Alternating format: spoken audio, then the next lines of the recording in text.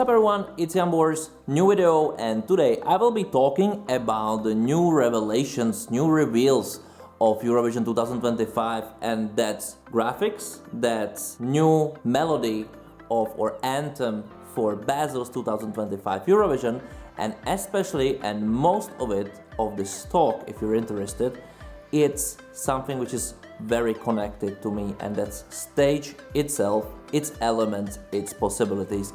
And that I will dive in the most. So if you're interested in those things, continue watching.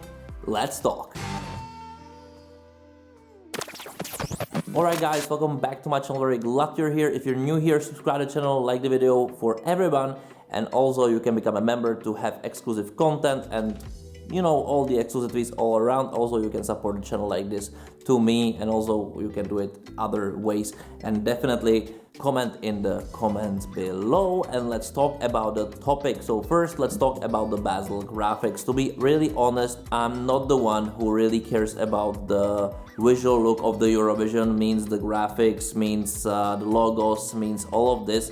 Like, I think last years weren't really creative in this, and this year's, in my opinion, a little bit included. Of course, this is very subjective. I just don't think this kind of identity really talks to me so much that I would really look like to be diving into it and saying like, oh, it's completely crazy because and this and this and this, or it's amazing because of this and this and this, because this is not the case. It's like, okay, I like it, it's there, but I'm not over the moon about it. It just didn't go to me. What I like is this chromatic play with it, which gives it certain looks. I think it looks quite okay, quite cool, and no one should be like, what is this? Like, I think we are in the world of minimalism. We can see it in the brands in general and so on, that all the design kind of gets super minimalistic and super very not sterile, because I don't think this is a sterile one, but it gets very similar to each and every one. Eurovision has also one of this, but the main thing is the heart, and heart is something which unites us all because we all have it after all. So why not? I like it.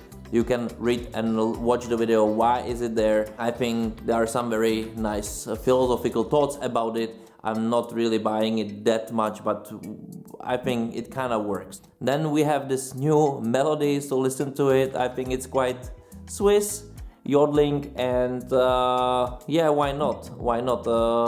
Again, this completely let me calm. They didn't talk to me anyhow, I'm not over the moon about it, so I will not really spend time talking about it. You like it or not, or you're neutral like me, because for me this is some kind of a nice detail to have. It's about the host country, and I think this is a nice simple detail to be attached to Eurovision. But what mostly I want to talk about is the stage itself, which is again done by Florian Weider, which in my opinion it's one of the best stage designers in the world. He proves it not just for Eurovision but also many American and other big countries shows, and those are all very interactive. They always are very actual, and they always bring something very new to the world of television, which I love on his work, because mostly, or maybe all the time, those elements really work, and those elements make sense, and those elements bring in creativity. Himself said, quoting, that it's like a Swiss knife. And I think this is if you watch the video, I think this is something you must agree with, that it shows so many elements which in a very various connections can create completely different stage. I wrote some notes to me so I will not miss anything. So we have a full LEDs frame, which is the first part of the staging, which will be in the center of the arena, which, as he said, should like communicate 4 different languages which Switzerland has, connected in one frame. I like this philosophical idea about it, but also I like that it creates a completely new stage element. He himself was not sure if he should say main stage and the second stage. It's like the secondary stage, more likely. It's like the 2 stages, and I can imagine that some act can happen just in this frame. Why not?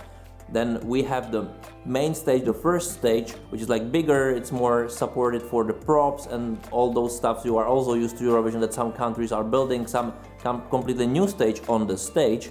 Then we have a catwalk, then we have those mountains, which is also very nice, which for sure will be used especially in flag parade and also entering the countries before they start singing, which I think it's amazing, new, creative, visual idea, which speaks Switzerland the most in my opinion, and I love it. I love it because it creates depth. What I like about this staging, and I won't skip, I will continue, but I want to talk about it a little bit more, that such little elements, I think they are pretty expensive, because they will use projections, so they need to have a special color and so on to even be able to grab it, and to work efficiently for all the needs they need, but it creates depth. When you look on this, frontal picture of the stage where all the elements are kind of visible, you can see a huge depth and huge elements recreating the depth are creating better stagings in general, because they will make sure that it will not look 2D but really 3D, which is very important. This is something what worked a bit in Stockholm when somebody was using very creatively those other elements which recreated the stage, worked with it and created the depth to it.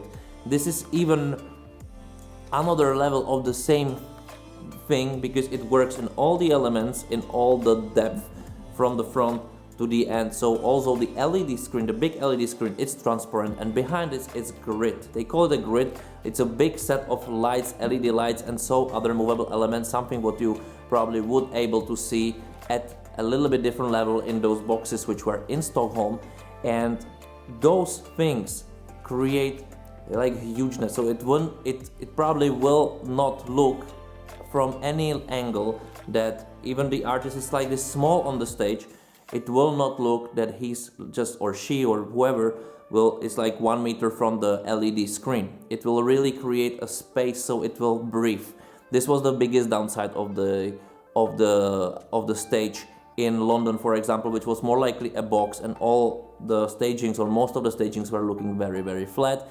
In here, even if the country won't bring their own props, can recreate a space, can recreate a depth, can recreate very visual pleasing for eye elements. And also for the countries who cannot afford to have stage elements like props and some specific constructions, it can create creative possibilities which can be used amazingly in connection with music, the beats, the lights, all the stuff I'm talking about in my masterclass. And no one can really say we couldn't afford this, because we have so many elements how to figure out your obstacles, which mostly is money, how to creatively bringing something which is completely special, new and unseen before, just by connecting those elements together as a Swiss knife. I think this is the best quote I've heard about the staging ever, probably.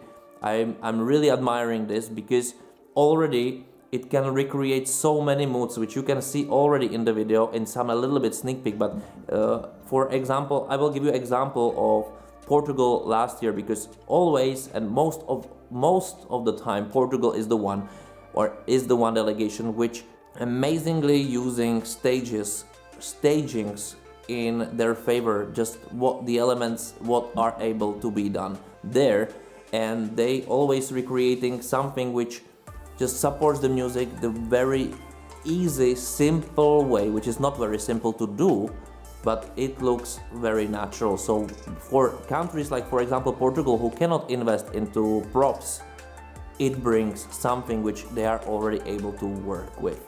It's always not about using all the elements, it's about be very accurate on what you want to do and show it. It's always about how you want to support your song and how you want to support the artist. And in my opinion, this is very promisingly maybe the best stage we've ever seen at Eurovision, especially for the possibilities it has. I can already think about like very various stagings just for the songs which we already know, and it will look amazing. But there is one thing which is concerning me a little bit, because there is this stage completely in this concept covered by crowd, by the viewers, by the audience, and it very narrates the whole story, of course. But on the other hand, I'm very curious where the cameras will be, how the camera setup will be done. It's probably will be also the most complicated camera setup at Eurovision ever, because you must be able at same moment use all of it. Also to put Steadicams on there, they need to get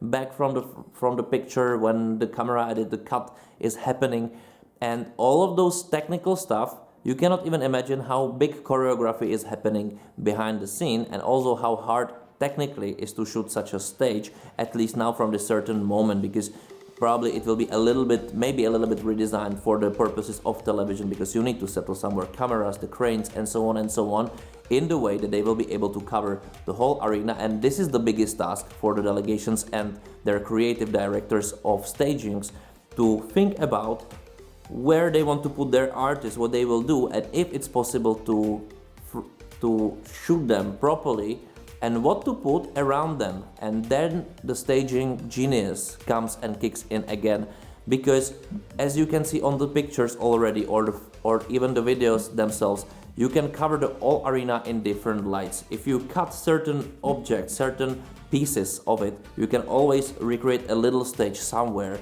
and in this case, whenever you want, and again create some depth, create some light play which can support some certain thing, movement or beat in the sound or piano or whatever, to help you to make your eye contact, make your brain fat completely. And we never saw it because all those stages were more like centric.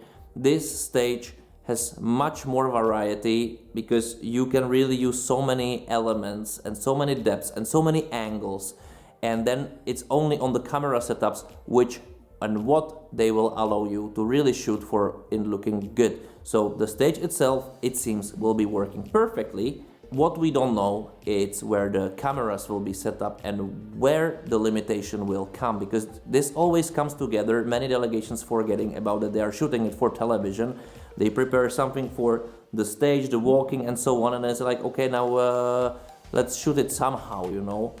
And for the creative director, the most important thing is not just the possibilities of the stage, what the stage can really afford itself, but also from which angles the camera sees the best your own performance, and to adjust the performance the way that the cameras are seeing it the best way. So this is the another step we need to figure out, and this is the biggest issue of most of the delegations to cope with all the time. I can see it every single time, and you can watch my masterclass how I'm commenting it very directly for you to understand it also in 30 minutes video, so check it out. And let's continue with my notes. I wrote, it's very geometrical, yes. Audience all around, grid, LED, light sticks, yes, this is part of this grid framing, which is not creating those kind of shapes, but for example, this can be adjusted by this LED screen, which is movable and also is transparent. At least it's transparent, as I understand for sure, so you can also see things through it. Using it, for example, for your imaginations, for example, you can use the example of Czechia last year, which were all, because there were also those LED transparent screens already installed, and at certain moment, if they wanted, they could make it transparent because they didn't project anything on them, and vice versa, you know. So it can be used extremely creatively, but what I like on it are really those depths, that you can put your artist statically somewhere, and from this point, if the camera's allowing it, you can really recreate amazingly moving world, which will be probably mostly very geometrical, but can be geometrical from various angles, can be adjusted by pyrotechnics, and can be also adjusted by this LED screen, which can reframe and make optical illusions, which you probably don't even think about right now. Of course, we don't know the songs. And also there are many other tricks, but for me, personally, this is the biggest highlight of the whole today. I don't care too much about the graphics, I don't care too much about the fonts, I don't care too much about logo and the main song of Eurovision. What I care about are those 38 acts which 38 acts which we will see at Eurovision, and also some additional acts we will be able to see, and how creatively they will use it. And from this point, you can already say that there are no excuses as money and so on for performing there, because despite you don't really have money over here, which many countries just cannot afford, you know, to bring big props and so on, where to put them, how to put them, who will construct them. somebody needs to think of them. You know, it's not an easy process to build all of it, but no country really needs it. They can really use this Swiss knife to do the work for them if they properly use those elements which are movable, which are depth creating, and which really stand out from various angles. The only element which can make it a little bit complicated or limiting, which there is always some limit, it's the camera. What cameras can really do, and where is their reach, where is their best reach, you know. So this is what we should have in mind, but already it's extremely promising. But I'm extremely curious about your comments in the comments below. What was your first reaction? How do you react on it now when I'm describing you this? Of course, I recommend you to watch Florian Weider's presentation. It was short, but I think it told a lot, even though he wanted to be secretive about some specific things. But I think it told a lot about how to use this stage already. And also you can watch Eurovision TV, which also shows and says much more details about all the other aspects. Also, they write the articles about it, and also you can watch them on the Instagram. Otherwise, I will recommend you my masterclasses from previous year, which will give you the details, scope of stagings in general, and tell you extremely big depth about what the good staging is made of, and what are those elements, and what not really good stagings are made of, and why. And you would understand where the main focus is, because everything exactly, and after all, is about your brain, how it really can absorb all of it, what it sees, into something which would make sense to it and make it pleasant to watch.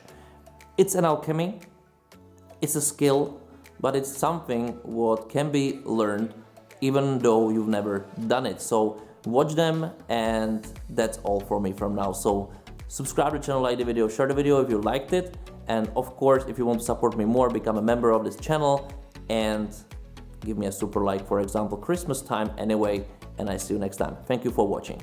Bye.